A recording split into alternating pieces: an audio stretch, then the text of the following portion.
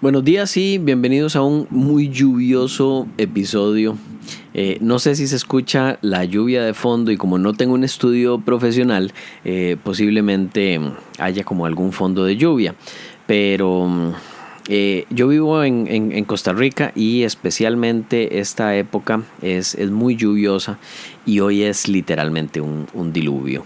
Acabo de ver a un señor con un barco con parejas de animales pasando por la ventana.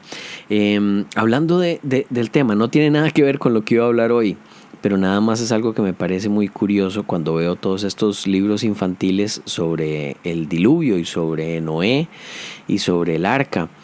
Me parece que no entiendo por qué no es evidente el hecho de que además de eso, Jehová decidió, ¿cómo ponerlo? Yo no tengo el corazón para agarrar a un perrito de 1 o 2 meses y meterlo al agua hasta que él muera ahogado. Y si yo veo que un perrito está en esta situación, yo hago lo posible por salvarlo. Pero el ahogar o permitir que mueran ahogados miles de millones de animalitos entre perros y vacas, caballos. Y es que además que mueran ahogados todos los enfermos mentales y los niños, porque se supone que el castigo es porque el hombre se estaba portando mal, ¿verdad? Entonces es como, bueno, yo les digo que son libres, pero si no siguen mis reglas, entonces los ahogo. Y bueno, él tendrá sus razones, pero los niños, Jehová, los niños, es muy extraño. Pero bueno, esta semana quería hablar sobre 2 temas. El primero, una aclaración sobre la explicación que di el episodio anterior sobre la incoherencia entre las personas, de las personas que dicen que creen en Dios pero no en una religión o no en una iglesia. Y también un tema que tiene que ver con falacias, porque se dio una conversación con un amigo, él es súper creyente así, pero como súper pandereta, y utilizó una falacia que a mí me pareció muy extraño que una persona educada, digamos que tuviera educación universitaria, un posgrado, tiene un buen puesto, lee bastante, básicamente sobre un tema, pero lee, claro, eso hace que quito lo de leer, pero me pareció muy raro que lo use. Es una falacia que se llama ad populum y la voy a explicar para poder identificarla, porque se da muchísimo en cierto tipo de conversaciones, sobre todo con cierto tipo de personas. Y después vamos a ver cuáles son. Con respecto al primer tema, que es la incoherencia de las personas que dicen que yo creo en un Dios pero no creo en las religiones. Parte de lo que quiero hacer es explicar un poco lo que tal vez quedó no tan claro el episodio anterior, y lo que voy a tratar de hacer es hacerlo muy muy rápidamente para tener un episodio rápido. Bueno, sería un episodio corto, producto de la rapidez. Y lo que digo es lo siguiente: muchas de las críticas que da una persona que adopta esa posición, es decir, creo en Dios pero no en una iglesia o no en las religiones,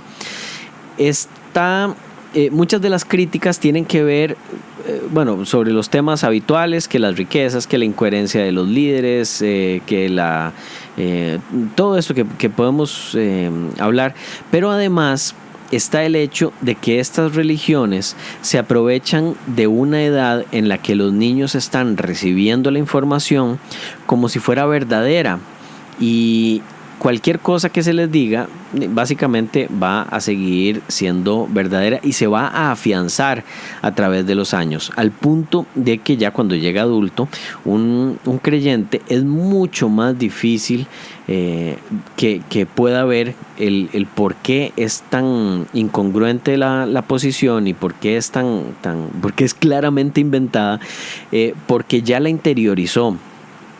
Y esta crítica la hace estas personas sin darse cuenta de que parte de lo que hacen las religiones es meter el concepto de la existencia de un Dios. Y entonces esto hace que la persona que está criticando las religiones pero diciendo que existe un Dios no se da cuenta de que su posición parte de aquello que le enseñaron. Por supuesto que hay un montón de cosas que no van a tener sentido, que tienen que sobre toda la parte social de la iglesia o el comportamiento de los hombres, pero es muy curiosa esa separación que hace entre aquello que le enseñaron que era verdadero y que lo sostiene y aquello que deja de tener sentido. Se habla mucho del tema, mucho tiene que ver con la culpa, mucho tiene que ver con el miedo al castigo y el hecho de que muchas de las personas lo que hacen es aceptar una posición de Dios existe y usted debe hacer lo que Él dice porque de lo contrario va a tener un castigo eterno. Por supuesto que el creyente moderno no lo va a decir así, va a decir que Dios nos da la libertad de elegir y que como consecuencia, no como castigo, de la libertad, si nos alejamos de Él, entonces vamos a tener, ni siquiera le nombran castigo ahora dicen que es nada más la ausencia de Dios. Yo creo que faltan 2 o 3 generaciones para que el infierno sea un lugar en la playa donde estamos con un martini disfrutando del sol. Pero en este momento es la ausencia de Dios, lo que quiera que signifique eso. El punto es que las personas que dicen estar en contra de una religión, pero aceptar la idea del Dios, están de alguna manera interiorizando parcialmente aquellas cosas que están diciendo que son negativas de la iglesia. No sé si queda claro, es un tema bastante, queda mucho de qué hablar, pero como les digo, quiero hacer un episodio bastante corto.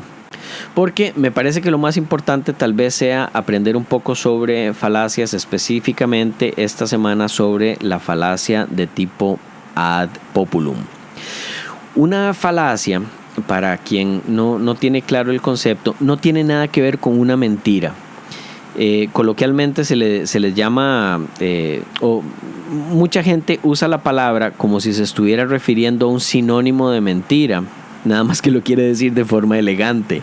Y no tiene nada que ver una falacia con una mentira. Una falacia es un argumento o un silogismo que, digamos, a nivel lógico, es decir, partir de premisas y llegar a una conclusión, un argumento que parece ser válido pero que no lo es.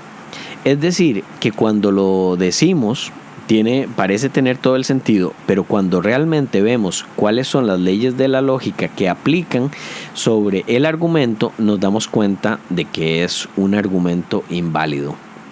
Ahora, cuando hablo de lógica, me estoy refiriendo a la rama del conocimiento que tiene que ver con la forma del pensar correctamente, es decir, aquella rama de las matemáticas que tiene reglas que son muy estrictas para poder operar en términos de silogismo, y ahí podemos ver todo lo que es tablas de verdad, operadores, se parece mucho a las matemáticas, porque lo que busca es ser una ciencia exacta, con la cual podamos hacer silogismos de una manera correcta, es decir, sacar conclusiones de la forma correcta. Una falacia, para ejemplificar tal vez, sea la siguiente, aprovechando el tema de la lluvia. Si llueve, entonces la calle se moja. Después, el decir la calle está mojada, por lo tanto llovió, es una falacia.